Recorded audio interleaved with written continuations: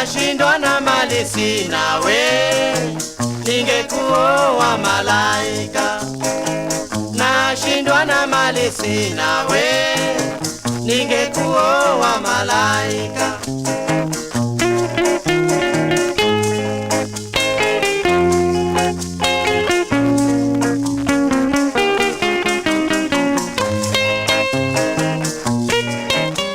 Neil Christensen with Tanganyika 5.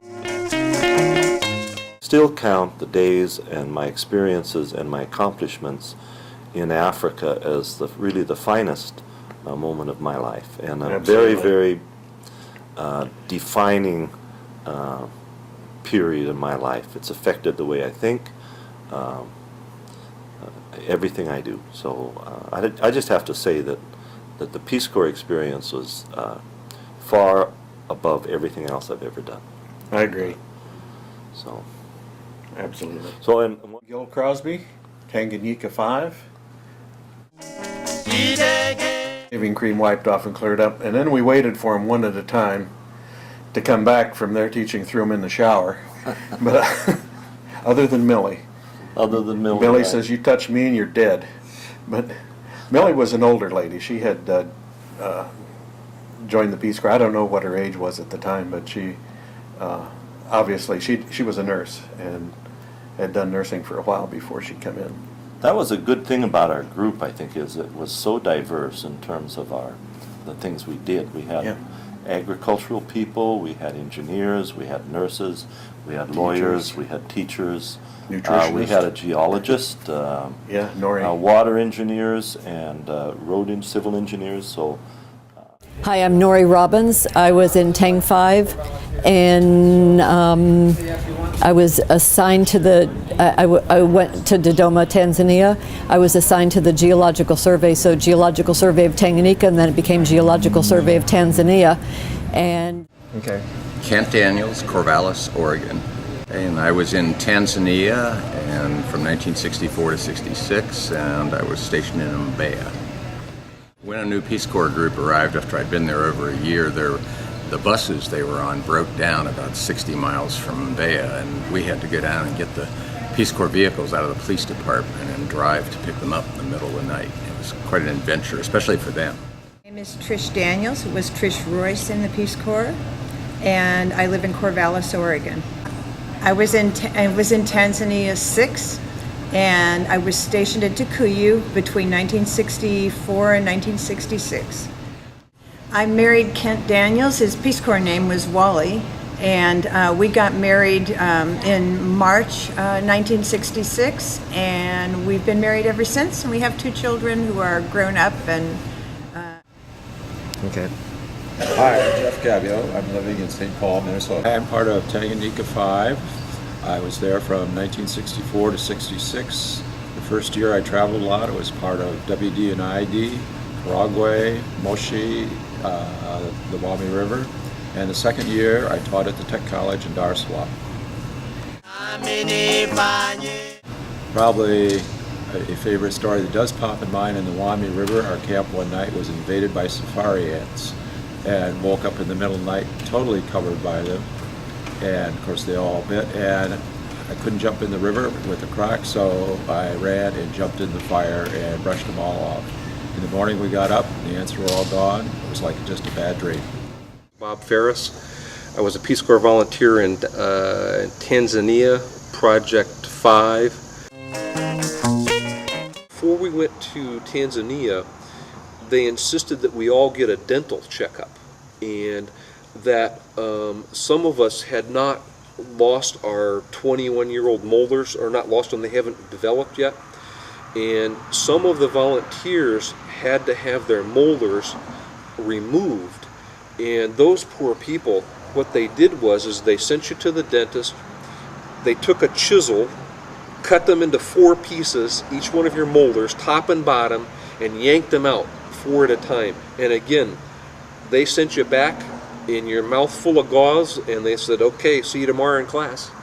And you just did it.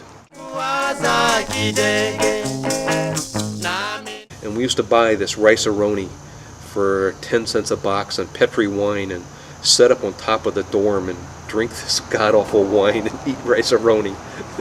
How do you mean on top of the dorm, on the roof? We learned how to, no one was there, okay, it was during the summertime, and somehow we learned how to get up on top of the dorm.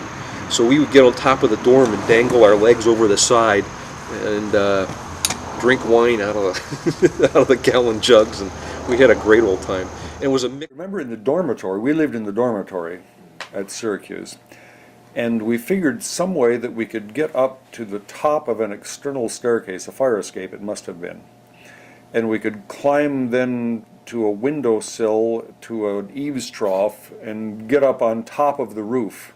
And we had this private space on the roof of the dormitory whenever we wished. And it was lovely. We'd go up there and have a beer or, you know, study or whatever we wanted to do. A particular group of... One of the first things you did when you went overseas is you were always told to, you got a free subscription to Time Magazine Airlines Air Edition. And I said, why do I want that? Oh, he says, no, you got to sign up for it. Well, the reason for it is that the Air Edition of Time Magazine is printed on very flimsy paper that makes really good toilet paper when you run out. So you always had took your Time Magazine with you when you went out in the bush. So if you ran out, that's another thing. You know, you don't think about toilet paper. I mean, that's, you know, and wiping with coconut husks and leaves gets a little old after a while. You really enjoy Time Magazine after a while. Dancing with a man was... Were you prepared for it? Did no, you hear not, ahead of time? Not at all. I was not, and that was the other thing that was difficult. I mean, if I knew that was kind of coming, it would have been easier, but I didn't know that that was coming, and just this guy that I didn't know came up asking me to dance, and that was... So how did you decide to agree if you didn't know? Well, I was just very sensitive about not creating any social problems and creating social faux pas and not wanting to, you know, disgrace myself and, you know, make a scene kind of thing. So I just kind of, you know, steeled myself up and went and did it, you know, a couple of times, and that was it. That was about all I could take. Was it arm in arm? Oh yeah, absolutely, arm in arm. Oh yeah, arm in arm. It wasn't this, you know, doing the hip hop from 3 feet away. But again, that was a culturally significant time for me.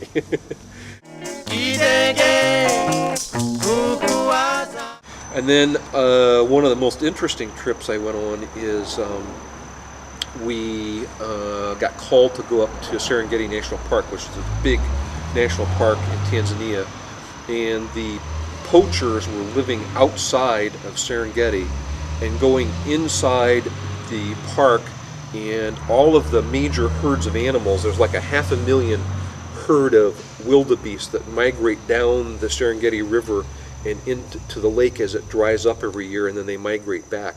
And so what the poachers would do is set up snares, and they were messing up the migratory patterns. So the thought was to build them dams or charcoals, which are basically a small dam, or provide them water outside the park so they would stay outside the park and not come back in and not disrupt these migratory patterns. So I was forced to camp inside Serengeti National Park, and because it was dangerous with all the animals there to be walking around, and they made me stay in a camp. We had to have an askari, which is a guard, an armed guard, to go around with me all the time to protect me from lions, you know, all that kind of stuff. And so I went around Serengeti, walking around the Serengeti, doing surveys to find places to place these water supply systems for the poachers to keep them out of the park. The scaredest I was, one of the times I was the scaredest was I was walking down a path, and all of a sudden my entire body was covered by a heavy spider web. And come to find out that the spiders are so big there that they spin their web between trees to catch birds. So you're walking down the tree, and then you're just all of a sudden covered by the spider web. It just, again, it's very, very scary. especially after they told me that the spider was big enough to kill birds and it was poisonous. So after that, I used to, when I was in a treed area, I was very careful to look out for those and also carry a big stick so that I could knock them down before I walked into them.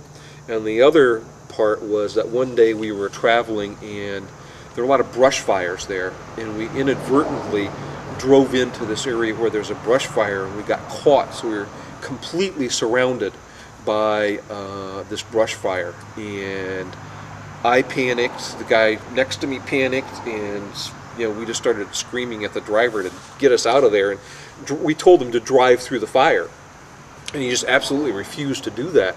And so I ordered him to do it, and he still wouldn't do it. And I said, why? And he said, because if I drive through it, I got a gas tank full of gas here and oil, it'll just catch the whole vehicle on fire. I can't do it. He said, we got to find a way to get out of here.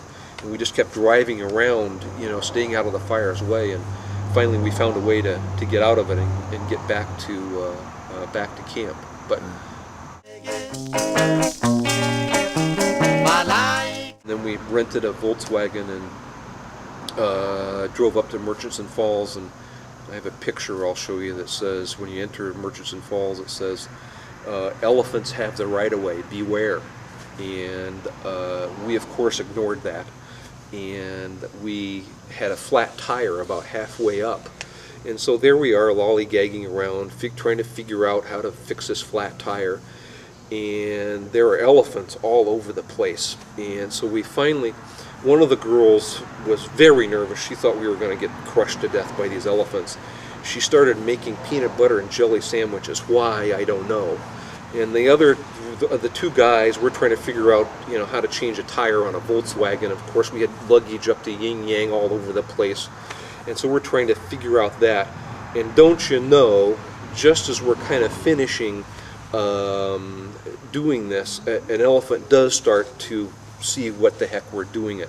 So of course the nurses start screaming out of their mind, the elephant's coming, it's gotta get out of here. So we're just throwing everything in the car. There's peanut butter jelly sandwiches all over all of us, all over the car, luggage, and we just pile in and we just get away before the elephant comes there.